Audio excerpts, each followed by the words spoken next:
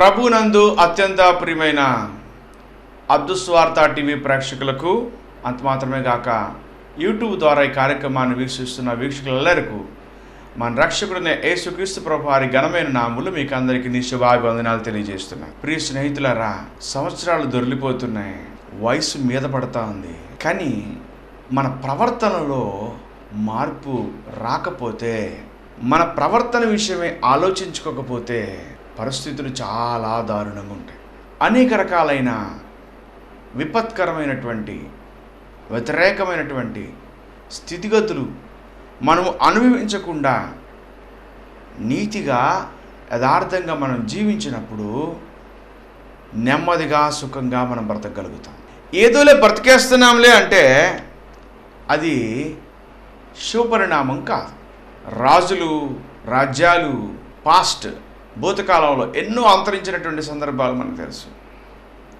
చరిత్ర మనకు గుణపాఠాన్ని తెలియచేస్తుంది.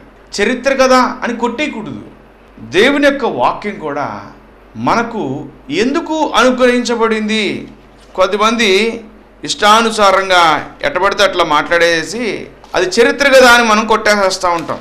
కానీ దేవుని యొక్క వాక్య భాగంలో మనం గమనించినట్లయితే ప్రియులారా, ఈ విధంగా రాయబడింది. 1 కొరింథీ పత్రిక 10వ అధ్యాయము 11వ వచనం. మనము ప్రభువును శోధింపక ముందుము వారిలో కొందరు శోధించి సర్పం వలన నశించిరి.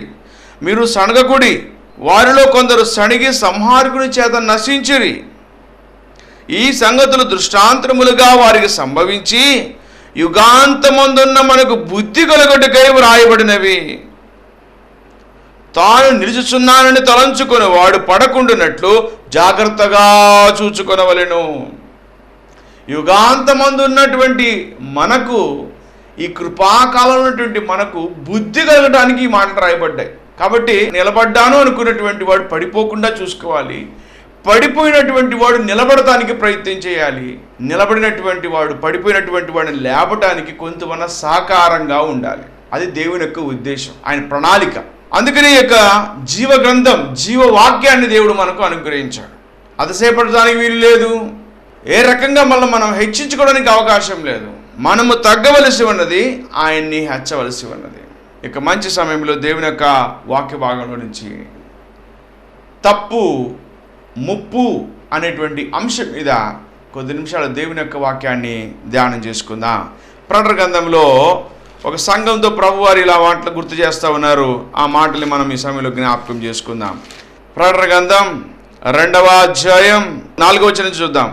అయినను మొదట నీకుండిన ప్రేమను నీవు వదిలితవని నేను నీ మీద తప్పు ఒకటి మోపవలసి ఉన్నది.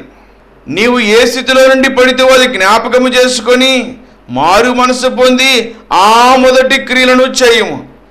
అట్లు చేసి నీవు మారు మనసు పొందితేనే సరి. లేనిడలా నేను నీ యొద్దకు వచ్చి నీ దీపస్తంభమును దాని చోటు నుండి తీసివేతును.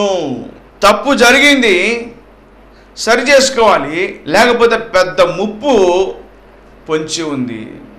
ఎన్ని రకాల భద్రతలు, ఎన్ని రకాల నియంత్రణలు పాటిస్తున్నాం మనం. కారణం ఏంటంటే ఆ తెగులు మనల్ని అంటకూడదు. తెగులు నుంచి మనం తప్పించబడాలి. జాగ్రత్తగా ఉండాలి, జాగ్రత్తగా ఉండాలి, జాగ్రత్తగా ఉండాలి.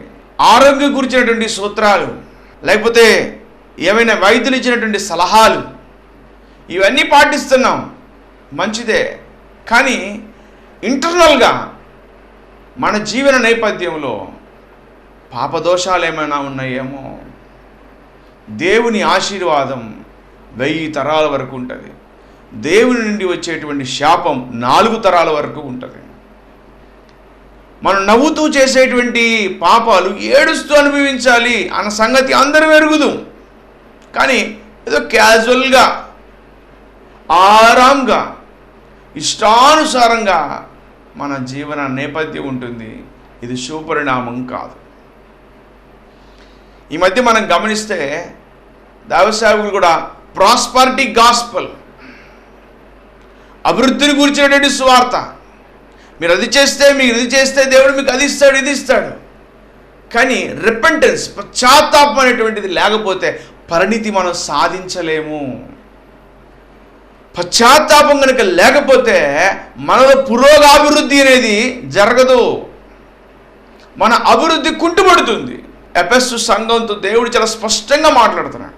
నువ్వు నా కొరకు అలాగ జీవించావు, ఇలా జీవించావు, చాలా కష్టాలు జీవించావు, okay, everything is fine, good, బాగుంది. కానీ ఒక తప్పు ఉండింది. ఆ తప్పు నువ్వు సరి చేసుకుంటే సరి, లేకపోతే నేను నీ యొద్దకు వచ్చి నీ దీపస్తంభమును దాని చోటు నుండి తీసివేతును. ముప్పు ఉంది. ఈ తప్పుకు నువ్వేం చేయాలి? అక్కడ రాయబడినటువంటి మాట 5వ వచనం, నువ్వు ఏ స్థితిలో నుండి పడితివో అది జ్ఞాపకము చేసుకొని మారు మనసు పొంది ఆ మొదటి క్రియలు చేయుము. దేవుని దగ్గర నువ్వు ఎలా ప్రమాణం చేసి జీవిస్తానని చెప్పి నువ్వు ముందుగా ఆయన ఒప్పుకున్నావో ఆ జీవన నేపథ్యం కొనసాగించాలి. నెమ్మదిగా సుఖంగా బ్రతకాలని ప్రతి ఒక్కరు కోరుకుంటారు. అయితే ఆయన చెప్తున్నటువంటి మాట, నీ మీద ఉన్న తప్పు ఉండింది, ఆ పాపం ఉంది, ఆ దోషం ఉండింది. దేవుని యొక్క వాక్య భాగంలో మనం చూస్తాం, మీ పాపములే మీ బలహీనతలు, మీ పాపములే అవి దోషకారకాలు, అవి హింసా ప్రవృత్తిని ఇంకా రేపుతున్నాయి. అందుకే మీరు ఉన్మాదులుగా తయారవుతున్నారు, చాలా వ్యతిరేకంగా ప్రవర్తిస్తున్నారు. మరణాలు అనేటువంటివి చాలా తక్కువగా, ఏదో పొరపాటున ఏదైనా అనారోగ్యం వలనో వయసు మీద పడి చనిపోయినటువంటి సందర్భాలు మనం చూస్తాం. కానీ ఈనాడు మరణాలు ఎక్కువ ఉన్నాయి, ఆత్మహత్యలు ఎక్కువ ఉన్నాయి, చంపటాలు ఎక్కువైపోయినాయి. అసలు కత్తి పట్టుకోవడం రానటువంటి వాడు కూడా ఊగిపోతున్నాడు. ఏదో చేసేయాలి, నాకంటూ సమాజంలో పేరు సంపాదించాలి. ఏం పేరు? సొంత తమ్ముడిని అతి దారుణంగా పొలవలోకి తీసుకెళ్ళి వాడి మీద పడి చంపినటువంటి కయ్యూని జీవితం నేలమట్టం అయిపోయింది. వాడి చరిత్ర చాలా జుగుప్సాకరంగా ఉండింది. దేవుడే అంటున్నాడు, నువ్వు దేశదిమ్మరమై బ్రతుకుతావు. ఎందుకు అంత భయంకరమైనటువంటి శిక్ష అతనికి వచ్చింది అంటే, అతను చేసింది చాలా దోషం. నరహత్య చేయకూడదు అని శాస్త్రం ఆజ్ఞ జారీ చేస్తే దేవుడు ఒక బలమైనటువంటి కత్తిపోటు మాట అది నరహత్యకే దారితీస్తుంది అని ప్రభు గుర్తు చేశారు. వ్యభిచరించకూడదు అని ఆజ్ఞ తెలియజేస్తుంటే ఆ మోహపు చూపుతో చూడటమే వ్యభిచార పాపంతో సమానమని ప్రభు ఇంకా ఆజ్ఞని కఠినతరం చేశాడు. ధర్మశాస్త్ర సంబంధమైనటువంటి ఆ ఆజ్ఞలన్నీ కూడా శరీర సంబంధంగా గుర్తు చేస్తుంటే ప్రభువారు మెంటల్గా మనల్ని సెటరేట్ చేయటం కోసం, మానసికంగా మనల్ని పరిపక్వత చెందేటువంటి వారిగా చేయటం కోసం, మానసికంగా కూడా మనం అభివృద్ధి పొందటం కోసం. ఎందుకంటే శారీరకంగా మానసికంగా ఎప్పుడైతే కుంగిపోతామో ఆధ్యాత్మికంగా మనం ఎదగలేం. ఎప్పుడైతే మన మనస్సు డిస్టర్బ్ అవుతుందో, వ్యతిరేకమైనటువంటి విధానంలోకి వెళ్తామో పరిస్థితులన్నీ కూడా షట్ డౌన్ అయిపోతాయి, అన్ని వాయిదాలు అయిపోతూ ఉంటాయి. కాబట్టి ఎక్కడ తప్పు జరిగిందో, ఎక్కడ పొరపాటు జరిగిందో దాన్ని మనం చెక్ చేసుకుని సరి చేసుకోవాల్సిన అవసరం అయింది. వస్తువులు ఏదన్నా రిపేర్కి వచ్చినప్పుడు, ఏదన్నా వినియోగం జరగవలసినటువంటిది వినియోగం లేకుండా అది మూలం పడిపోతే చాలా బాధపడతాం. అలాగే దినదిన అభివృద్ధి చెందవలసినటువంటి మనం, దినదినం పురోగాభివృద్ధి వైపు వెళ్ళవలసినటువంటి మనం, పురోగమనంలోకి వెళ్ళవలసినటువంటి మనం తిరోగమనంలోకి వెళ్తుంటే దేవుడు చాలా బాధపడుతున్నాడు. అందుకే ఆయన చాలా స్పష్టంగా మాట్లాడుతున్నాడు. మొదట నీకుండిన ప్రేమను నువ్వు వదిలిపెట్టావు, అదే నీ మీద ఉన్నటువంటి తప్పు. బలపం దొంగతనం చేసినా దొంగతనమే, బ్యాంకు దొంగతనం చేసినా దొంగతనమే. ₹1 అయినా సరే, అది ₹1,00,000 అయినా సరే. పెద్దవాళ్ళు ఒక సామెత చెప్తారు, చిన్న పావునైనా పెద్ద కర్రతో కొట్టాలి అని. అంటే ఆ దోషం అక్కడ నివృత్తి జరిగిపోవాలి, శేషం మిగలకూడదు, పని పూర్తిగా గావించబడాలి. అలాగే మన జీవన నేపథ్యం కూడా ఆ విధంగా ఉండాలి. మన భావితరాలకు, మన భవిష్యత్ తరాలకు ఏం అందించగలుగుతున్నాం మనం పరీక్షించుకోవాలి. ఆస్తి సమకూర్చటమేనా? కొన్ని తరాల వరకు సంపాదించేటువంటి ఆస్తి అప్పగించాను అని అంటే సరిపోతుందా? నైతిక విలువలు కావాలి కదా, ఆ బిడ్డలు ఎదిగేటప్పుడు ఆ ఎదుగుదల మనం గమనించాలి కదా. అందుకనే దేవుని యొక్క వాక్య భాగంలో చూస్తాం, 22వ అధ్యాయం 6వ వచనం సామెతల గ్రంథంలో చూస్తే, బాలుడు నడవలసిన త్రోవను వానికి నేర్పము, పెద్దవాడినప్పుడు వాడు దాని నుండి తొలగిపోడు. తప్పు ఉంది. ఏంటి తప్పు అంటే గారాభం. వాస్తవాలు మనం వాళ్ళకి చెప్పడం లేదు. మన బిడ్డలకి అన్నీ మనమే దిగమింగుకొని మనమే ఆ బాధలతో అదే మన యొక్క శ్రమలో సమస్యల్లోనే ఉంటూ వారి కనీస పరిజ్ఞానం కూడా దాని గురించి తెలియనీయకుండా మనమే కుమిలిపోతూ నష్టం తెచ్చుకుంటున్నాం. ఏ బాధ్యత లేనటువంటి వారు ఇష్టానుసారంగా వెళ్తున్నారు. అతి వేగం, తొందరపడి తీసుకునేటువంటి నిర్ణయాలు, ఆ అతివేగంతో కూడినటువంటి కోరికలు ఎంత నష్టాన్ని తీసుకొని వస్తున్నాయి. ఆలోచిద్దాం ఒకసారి. ఆశీర్వదిస్తాడు దేవుడు, ఆదరిస్తాడు, బలపరుస్తాడు. ఎప్పుడు చేస్తాడు దేవుడు ఆ విధం అంటే, నువ్వు మారు మనస్సు పొంది ఆ మొదటి క్రియలు నువ్వు చేయాలి. ఆ మొదటి ప్రేమతో నువ్వు ఆయన్ని ప్రేమించాలి. ఎంతకాలమైందండి మనసు విప్పి దేవునితో మాట్లాడి? ఒక గంటన్నా ప్రార్థించగలుగుతున్నామా? ఒక అధ్యాయమన్నా చదవగలుగుతున్నామా? చదివిన దాన్ని ధ్యానం చేయగలుగుతున్నామా? ధ్యానం చేసిన దాన్ని ఆచరించగలుగుతున్నామా? ఆచరిస్తున్న దాన్ని ప్రకటించగలుగుతున్నామా? పెద్ద తప్పులేం చెప్పట్లేదు. నువ్వు అలాంటివాడివి ఇలాంటివాడివి అని అంటలేదు. యెషయా మొదటి అధ్యాయంలో కనుక చూస్తే, పాపిష్టి జనమా, దోషభరితమైన ప్రజలారా, చెరుపు చేయి పిల్లలారా, మీకు శ్రమ అని చాలా విషయాలు ఉన్నాయి. అంత పెద్ద పెద్ద పాపాలు చెప్పిన చిన్న పాపమైనా పొరపాటైనా ఏదైనా తప్పే.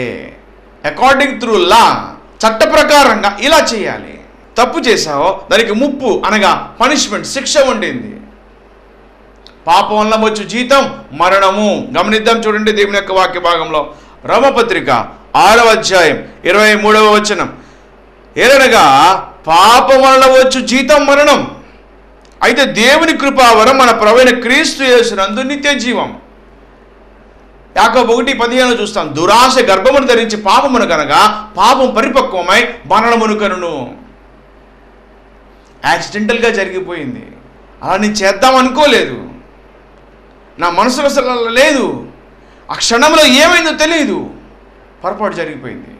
చిన్న కునుకుపాటు ఎంత భయంకరమైనటువంటి యాక్సిడెంట్ తీసుకొస్తుంది.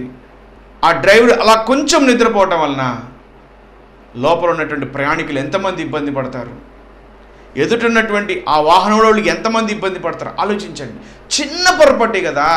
అందుకనే ఆ తప్పుకి ముప్పు ఉంది. ఆ ముప్పు నుంచి మనం తప్పించబడాలి అంటే, ఆ శిక్ష నుంచి మనం విడుదల పొందాలి అంటే, మనం మారు మనస్సు పొంది పశ్చాత్తాపంతో దేవుని సన్నిధానంలో ప్రార్థించాలి. తప్పు చేయటం మానవుడు నైజమండి. నీతిమంతుడు లేడు, ఒక్కడునూ లేడు. అందరూ పాపము చేసి ఏకముగా కూడి పనికిమాలిన వాళ్ళు అయ్యారు. రోమ 3:11 చూస్తాం. రోమ 3:23 కూడా మనం గమనించినట్లయితే ఏ భేదము లేదు, అందరూ పాపము చేసి దేవుని గురించి మహిమను పొందలేకపోతున్నారు.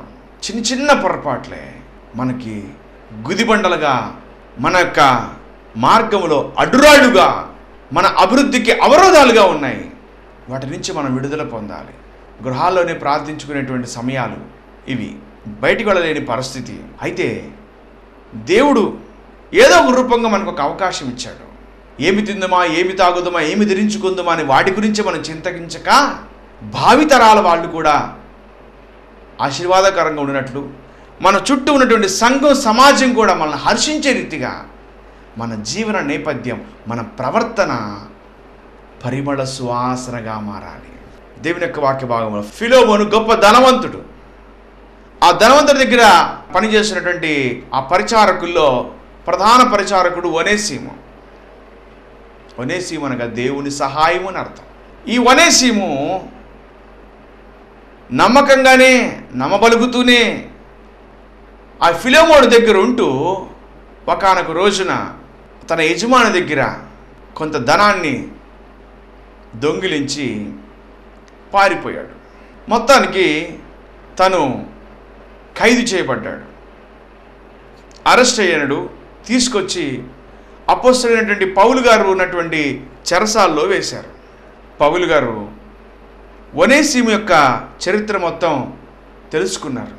అప్పుడు తాను పశ్చాత్తాపం గురించినటువంటి, మారు మనసు గురించినటువంటి సందర్భాలు ఒనేసిముకు తెలియచేసినప్పుడు ఒనేసిము యొక్క జీవన నేపథ్యం మారిపోతుంది. గమనించినట్లయితే ఫిలోమోను పత్రిక మొదటి అధ్యాయం 10వ వచనంలో పౌలు గారు ఒనేసిము పక్షంగా, ఒనేసిము మారు మనసు పొంది తన పాపదోషములు దేవుని సన్నిధానంలో ఒప్పుకున్నప్పుడు ప్రయోజనకరమైన వాడుగా, ఒక మంచి పరిచారకుడుగా పౌలు దగ్గర ఉంటున్నప్పుడు పౌలు గారు ఒక ఉత్తరం రాసి సిఫారసు ఉత్తరాన్ని పంపిస్తూ ఉన్నాడు. ఎవరికి అంటే ఫిలోమోనుకు. ఏమని పంపుతున్నాడు గమనించినట్లయితే ఈ విధంగా రాయబడింది. ఫిలోమోను పత్రిక 1వ అధ్యాయం 10వ వచనం. క్రీస్తునందు నాకు ధైర్యము కలిగినను వృద్ధుడను, అనగా రాయబారిని, ఇప్పుడు క్రీస్తు యేసు ఖైదీనై ఉన్న పౌలుని నేను ప్రేమను బట్టి వేడుకొనుట మరీ మంచిదనుకొని నా బంధకమునైన కనిన నా కుమారుడు ఒనేసిము కోసరము నిన్ను వేడుకొనుచున్నాను. ఒనేసిము పక్షంగా నీకు ఒక సిఫారసు చేస్తున్నాను. నా బంధకాల్లో నేను కనిన నా కుమారుడు. 11వ వచనం. అతడు మునుపు నీకు నిష్ప్రయోజనకరమైన వాడే కానీ ఇప్పుడు నీకును నాకును ప్రయోజనకరమైన వాడు ఆయను. దేవునికి స్తోత్రం. మనం కూడా నిష్ప్రయోజకంగా ఉన్నామేమో, ఇప్పుడు ప్రయోజకులుగా ఉండాలి. ప్రయోజనకరమైన ఉన్నవి దేవుని యొక్క వాక్య భాగంలో ఆయన గూర్చిన సంగతులను ఇతరులతో పంచుకోవటం, నీతి క్రియలు చేయటం. తీతు పత్రికలో మనం ఆ మాట చూస్తాం, గమనించండి. తీతు పత్రిక 3వ అధ్యాయము 8 నుంచి 10 వచనాల వరకు. ఈ మాట నమ్మదగినది గనుక దేవుని విశ్వాసం ఉంచిన వారు సత్క్రియను శ్రద్ధగా చేయటి యందు మనస్సు ఉంచినట్టు నీవు ఈ సంగతులను గూర్చి దృఢముగా చెప్పుచుండవాలని కోరుతున్నాను. ఇవి మంచివి, మనుషులకు ప్రయోజనకరమై ఉన్నవి. నా కుమారుడా తీతు, నువ్వు ఇలా బోధించాలి. ఏమిటి అంటే మంచివి, మనుషులకు ప్రయోజనకరమైనవి ఉన్నవి. ఏమి అంటే అవి దేవుని యందు విశ్వాసం ఉంచిన వారు సత్క్రియలు శ్రద్ధగా చేయటి యందు వారు వాటి మీద మనస్సు ఉంచాలి అని, సత్క్రియలు చేయాలి, చేతనంత సహాయం చేయాలి. మొదటి యోహాను పత్రికలో మనం గమనించినట్లయితే ఈ విధంగా రాయబడింది. ఏమనగా సహాయము చేయనెరిగియు ఆ విధముగా చేయనటువంటి వానికి పాపము కలదు. దేవుని యందు విశ్వాసం ఉంచినటువంటి వాడు, దేవునికి వ్యతిరేకంగా జీవించేటువంటి వాడు అనేక రకాల విపత్కరమైన పరిస్థితులు ఎదుర్కొంటాడు. కాబట్టి ప్రేమించాలి, సహాయం చేయాలి. అలా విధంగా చేయకపోవడం కూడా పాపమే. ఇంకా ఆయన మనం గమనించినట్టయితే మీరు మాటతో కాక సత్యముతో క్రియతో మీరు ప్రేమించాలి అని గుర్తు చేస్తాడు. మన హృదయం మన యందు దోషారోపణ చేయనలా మనం దేవుని ధైర్యం గల వారం అవుతాం. కాబట్టి దోషారోపణ చేయకుండా మన హృదయాన్ని మనం సమ్మతపరచుకోవాలి. ఇవి చెప్పవయ్యా తీతు అని చెప్పి చెప్తున్నాడు. ఇవి ప్రయోజనకరమైనవి. దేవుని విశ్వాసం ఉంచిన ప్రతి ఒక్కరూ నీతి క్రియలు చేయాలి, దైవ కార్యాలు జరిగించాలి, సన్మార్గంలో నడవాలి. ఇవి మంచివి, ప్రయోజనకరమైనవి. నిష్ప్రయోజనమే అవి కూడా ఉన్నాయి. అవేమి అంటే 3వ అధ్యాయము 9వ వచనం. అవివేక తర్కములు, వంశావళులు, కలహములను, ధర్మశాస్త్రం గురించిన వివాదములు నిష్ప్రయోజనమును వ్యర్థమైనవి. నన్న బిజినెస్ ఫర్ అస్. వీటిని గురించి నీవు దూరంగా ఉండు. మతభేదాలు కల్పించేటువంటి మనిషి 1-2 సార్లు బుద్ధి చెప్పు, తర్వాత వాడిని విసర్జించు. ఎందుకు విసర్జించాలంటే అట్టివాడు మార్గము తప్పి తనకు తానే శిక్ష విధించుకున్న వాడే పాపము చేయుచున్నాడని నీ వెరుగుదు. సమాధానంగా ఉండమనుంది, సమాధానంగా కొనసాగుదాం. దేవుని యొక్క ప్రేమ స్వార్థను అందరికి తిరిగి ప్రకటించడానికి ప్రయత్నం చేద్దాం. వ్యతిరేకంగా నువ్వు జీవించొద్దు. ఎవరైనా వ్యతిరేకులు ఉంటే వారిని సంభాళింపచేయి. సందేహపడి వారి మీద కనికరం చూపించండి అని ఉంది. అగ్ని నుండి లాగినట్టు కొందరిని రక్షించమని ఉంది. కాబట్టి నా కుమారుడా, అవివేక తర్కాల వైపు పోకుండా, అవి నిష్ప్రయోజనవి. దానివల్ల ఏ రకమైనటువంటి ప్రయోజనం లేదు. మాట పెరిగి చాలా ఉధృతమైనటువంటి పరిస్థితులు వస్తాయి. యుద్ధ భీతికరమైనటువంటి వాతావరణం, భయాందోళనకు గురి చేసేటువంటి సందర్భాలు వస్తాయి. అవి వద్దు. ఒకప్పుడు ఒనేసిము, ఓ ఫిలోమోను, నీకు నిష్ప్రయోజనకరమైన వాడు, కానీ ఇప్పుడు వాడు నీకును నాకును ప్రయోజనకరమైన వాడైనాడు. కాబట్టి ఇక్కడి నుంచి నీ వాడిని దాసుడుగా కాక నీ కుమారుడుగా వాడిని స్వీకరించు. ఒనేసిము వెళ్ళినప్పుడు తనకు రెడ్ కార్పెట్ వేయబడింది. ఒనేసిము జీవన నేపథ్యం మారిపోయింది. ఈరోజు మనం కూడా ఆ దిశగా అడుగులు ముందుకు వెళ్ళాలి. తప్పు జరిగిపోయింది, దాన్ని మారు మనసు పొంది ఆయన సన్నిధానం ఒప్పుకొని పాపక్షమాపణ పొంది పశ్చాత్తాపంతో ఆయన దగ్గర సరిచేయబడితే ఆయన తప్పక సహాయం చేయటానికి, ఆ శిక్ష నుంచి తప్పించడానికి ఇష్టపడుతున్నాడు. కాదు, కూడదు, నా బ్రతికింతే. దేవునికి స్తోత్రం. దేవుడు తెలియజేయమన్నారు, మనం తెలుసుకొని అడుగులు ముందుకు వేయాలి. హగ్గై గ్రంథంలో చూస్తాం 3-4 సందర్భాల్లో మీ ప్రవర్తన గురించి ఆలోచించుకోండి, మీ ప్రవర్తన గురించి ఆలోచించుకోండి, మీ ప్రవర్తన గురించి ఆలోచించుకోండి అనేటువంటి మాటలు మనం అక్కడ చూడగలుగుతాం. ప్రియులారా, ఒకసారి గమనిద్దాం. హగ్గై గ్రంథం 1వ అధ్యాయము 2వ వచనం. సమయం ఇంకా రాలేదు, యెహోవా మందిరమును కట్టించుటకు సమయం ఇంకా రాలేదని జనులు చెప్పుచున్నారే.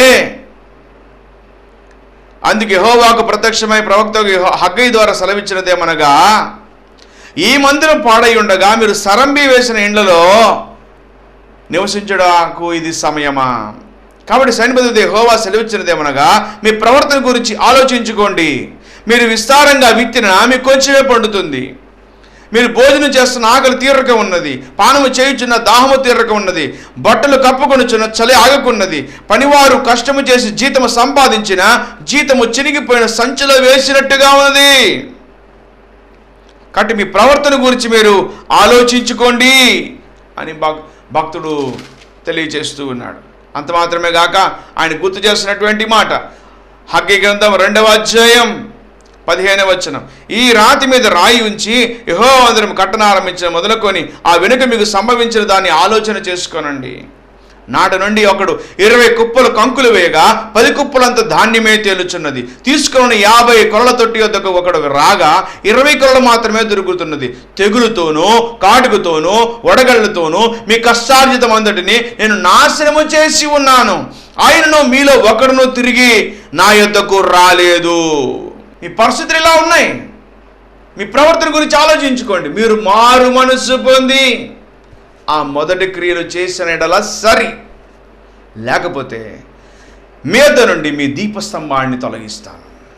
దీపస్తంభం 2 రకాలైనటువంటి మాటలకు అది ఉదాహరణగా సాదృశ్యంగా మనం చూస్తాం. ఆత్మీయ జీవితం పతనమైపోవటం లేదా మరణకరమైన పరిస్థితుల్లోకి మనం వెళ్ళిపోవటం. దీపం ఆరిపోకముందే, దీపం ఉండగా నీళ్లు చక్కబెట్టుకోమంటారు. ఆ దీపమే మన యొక్క జీవితం, అదే మన బ్రతుకు కాలం.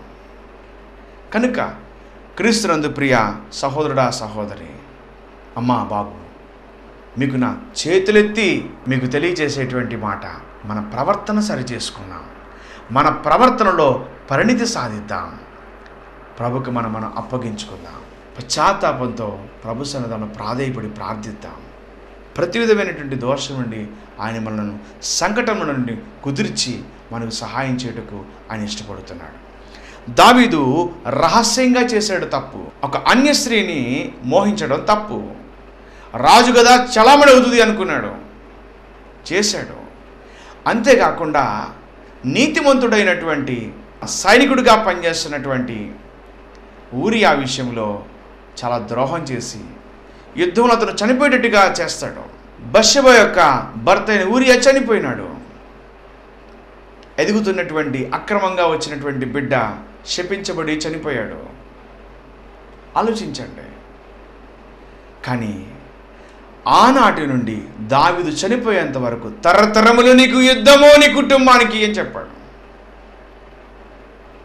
తన కుమారుడైన ప్రియకుమారుడైనటువంటి అబ్షాలోము తండ్రి ఎవరికి తెలియకుండా తప్పు చేస్తే బాహాటంగా అబ్షాలోము తప్పు చేసినట్టుగా చూస్తాం. అమ్నోను తామారు యొక్క జీవితాన్ని నాశనం చేసినట్లుగా చూస్తాం. అదోనియా అభిషేకును అడిగినట్లుగా చూస్తాం. మొత్తం వ్యవస్థ అంతా తారుమారైపోయింది. ఒక చిన్న తప్పు ఎంత పెద్ద ముప్పును తీసుకొచ్చింది. ఇజ్రాయేల్ ప్రజలు జనాంగాన్ని లెక్క పెట్టాలనుకున్నాడు, ఎంతో ఘోరం. దానివల్ల తెగులు వచ్చి 70,000 మంది చనిపోయారు. గమనిద్దాం మనం ఏ పరిస్థితిలో ఉన్నామో. మెరీబా దగ్గర ఇజ్రాయేల్ ప్రజలు దాహంతో నీటి కొరకు అడిగినప్పుడు మోషే అహరోనుకు దేవుడు తెలియజేశాడు, మెరీబా జలముల దగ్గర, ఆ మెరీబా దగ్గర ఆ ప్రాంతంలో ఒక బండతో నువ్వు మాట్లాడు, ఈయన బండ ఎదురు నిలబడతాను, ఓ బండా వీరందరికీ నీళ్ళివ్వు అని చెప్పు, నీరిస్తుంది.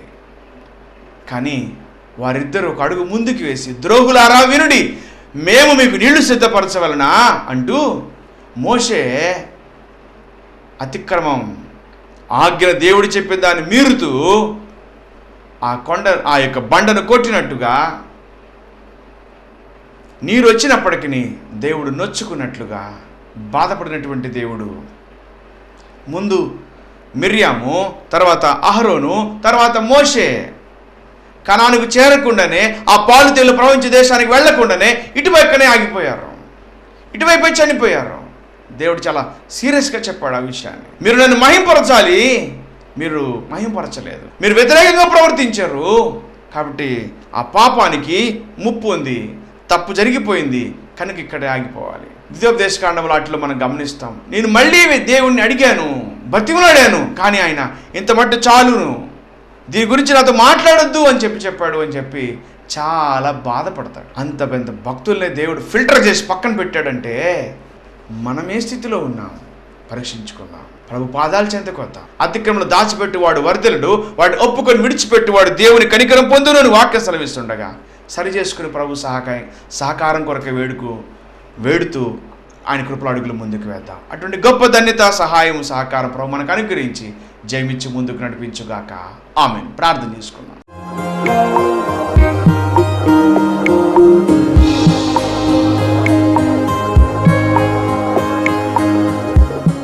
మహాపరిశుద్ధుడా, ప్రేమల తండ్రి, ఈ వాక్యాన్ని వీక్షించిన ಎಲ್ಲరినీ మీరు దీవించి ప్రతి పాపదోషం నుంచి విడుదల దయచేసి శాంతి సమాధానాన్ని అనుగ్రహించమని ప్రభా, మతని పాపం నుంచి వారు ప్రాయశ్చిత్తం పొందడానికి, క్రీస్తు రక్తంలో మా ప్రభు వారు ఆశ్రయించడానికి నీ సన్నిధానంలో పశ్చాత్తాపంతో మోకరించి ప్రార్థించి వారి బలహీనత నుంచి విడుదల పొంది దీవించబడతానికి సహాయం చేయమని కోరుతున్నాను.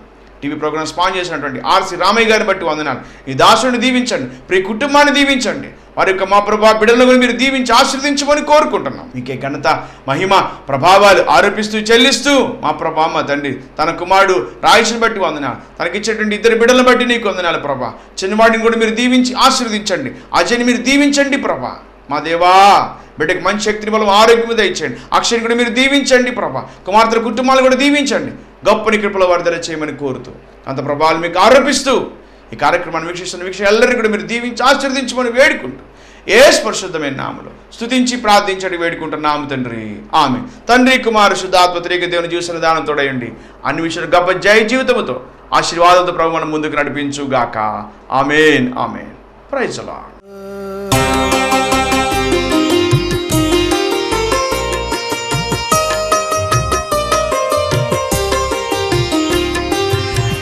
అద్భుత సువార్త, అద్భుత సువార్త, అద్భుత సువార్త, అద్భుత సువార్త,